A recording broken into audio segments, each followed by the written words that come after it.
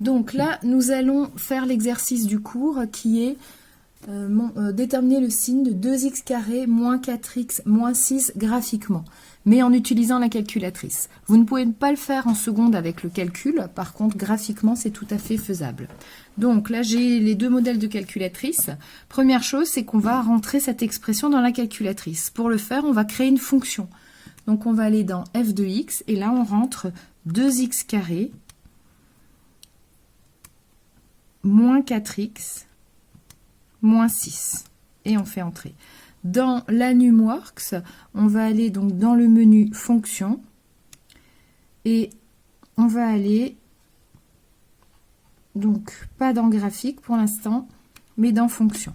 J'avais rentré deux autres fonctions que j'efface et je rentre 2x carré, donc l'expression.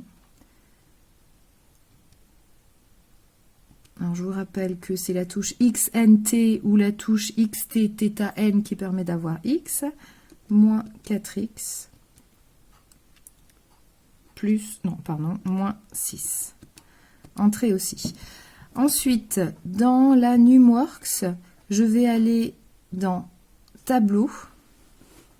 Alors, je peux aller parfois directement dans Graphique, et je vais régler l'intervalle. Voilà. Donc, je règle l'intervalle, je vais mettre la valeur de départ, moins 5, la valeur d'arrivée, 5, un pas 0,5 ou 1, on va une fois laisser 0,5 et on verra ce que ça donne. Je vois que les valeurs sont comprises, donc pour f de x, entre 64, elle diminue, 10, elle diminue encore, on arrive à 0, on arrive à des valeurs négatives, et ensuite on voit que les valeurs sont de nouveau de plus en plus grandes. Donc on est à peu près, la plus petite valeur, on va dire que c'est ici sur la calculatrice, moins 8. Et la plus grande, on est autour de 24. Donc au niveau de l'intervalle, je vais maintenant régler l'intervalle dans le graphique. Alors dans le graphique, avec la NumWorks, il me la trace assez vite, plutôt correctement. Mais je vais quand même vouloir... Donc, je vais aller dans Axe, ici. OK. Je vais mettre, plutôt que mettre moins 10, 10, je vais mettre moins 5, 5. Et Y, je vais régler... Alors, je ne vais pas le mettre en automatique, justement. Donc, on avait dit moins 8. Donc, on va descendre à un petit peu en dessous, moins 10. Et on ne va pas aller jusqu'à 24, on va aller jusqu'à 15. On va voir ce que ça donne. Voilà. Et là, on voit un petit peu mieux, justement, ce qui se passe à ce niveau-là qu'avant. Sur la TI, donc j'y retourne. On va aller dans DevTable, où on met la valeur de départ, moins 5. On va laisser ici un pas de 1. Et ensuite, on va dans Table. De la même manière qu'avant, on regarde les valeurs que prend l'ordonnée. On voit les mêmes valeurs qu'on avait vues dans NumWorks, moins 8 comme valeur ici minimale, et on monte jusqu'à 10, 24. Donc dans Fenêtre, je vais mettre les valeurs minimales et maximales que j'ai vues pour X, moins 5, 5. Le pas, je peux mettre une graduation de 1 ou une graduation de 0,5. Y, j'ai vu moins 10, 10, on peut les laisser, finalement. On peut peut-être mettre un peu plus ici, 15. Voilà, un pas de 1. Et je retourne ensuite dans mon graphique en cliquant sur Graphe. Et j'ai la courbe représentant la fonction f.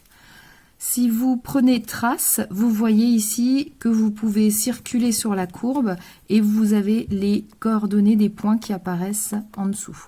Sur la NumWorks, vous les avez directement, les coordonnées des points, là, donc avec f de x qui est l'ordonnée et x l'abscisse.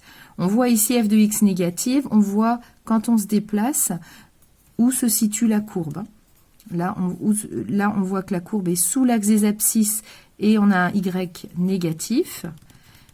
On va passer sur l'axe des abscisses. Alors, suivant le décalage, on voit que y passe de moins 0,3 l'ordonnée à 0,2. Donc, il y a forcément ici une valeur 0. Et après, on a des valeurs positives. Donc, là, maintenant, on va reprendre le tableau de signes. Première chose, la courbe, en fait, existe pour toute valeur de x. Donc ici, l'ensemble de définition, ça va être l'ensemble grand R, ou l'intervalle moins l'infini plus l'infini. Là, j'ai écrit l'expression de la fonction avec son nom qui est donc f. Ensemble de définition moins l'infini plus l'infini. Donc, dans le tableau de signes, pour la première ligne, pour les valeurs de x, j'entre moins l'infini plus l'infini. Ici, j'écris bien pour ma deuxième ligne que ce que je vais indiquer dans cette deuxième ligne, c'est le signe de f de x. Ou alors, je peux écrire signe de 2x carré moins 4x moins 6. Ensuite, j'ai repéré que quand x valait moins 1 ou quand x valait 3, l'ordonnée des points était nulle, c'est-à-dire f de moins 1, f de 3 valent 0. Je vais indiquer ces deux valeurs dans mon tableau de signes, donc moins 1 dans l'ordre croissant et ensuite 3. C'est très important que dans cette première ligne, les valeurs soient dans l'ordre croissant. Et en dessous, je note que quand x vaut moins 1 ou quand x vaut 3, f de x vaut 0. Donc pour ces deux valeurs-là, l'expression est nulle, puisque l'ordonnée est nulle. Ensuite, on avait vu que la courbe était d'abord située, je vous la remontre, au-dessus de l'axe des abscisses, donc jusqu'à la valeur moins 1 pour l'abscisse, ce qui fait qu'ici les ordonnées sont positives. Donc je vais mettre un signe plus qui correspond au fait que la courbe est au-dessus de l'axe des abscisses. Puis la courbe est située en dessous de l'axe des abscisses, donc les ordonnées sont négatives. Je vais donc mettre un moins pour des valeurs de x compris entre moins 1 et 3. Et dernière partie, quand x est plus grand que 3, les ordonnées sont positives, donc je remets un signe plus. Mes signes plus, moins, plus, je les mets entre les deux valeurs, pas en dessous de plus l'infini, mais entre les deux, entre moins 1 et 3, entre 3 et plus l'infini. Pour les explications, puisqu'il faut expliquer ici la méthode, ce qu'il va falloir dire, c'est que la courbe est située au-dessus de l'axe des abscisses quand x est compris entre moins l'infini et moins 1, ou quand x est compris entre 3 et plus l'infini. Donc, ça signifie que f de x est positif. Donc voilà, on écrit que la courbe CF est située au-dessus de l'axe des abscisses lorsque x appartient à l'intervalle moins l'infini moins 1 ou x appartient à l'intervalle 3 plus l'infini. Ce qui veut dire que f de x est positif, d'où le signe qu'on a mis. Et pour le signe f de x négatif, donc la courbe CF est située sous l'axe des abscisses pour x appartenant à l'intervalle moins l'infini, moins 1, 3, car les ordonnées des points sont négatives, c'est-à-dire que f de x est négatif.